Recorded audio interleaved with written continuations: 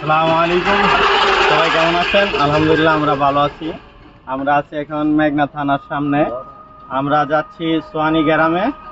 সোয়ানি গ্রাম American প্রবাসী।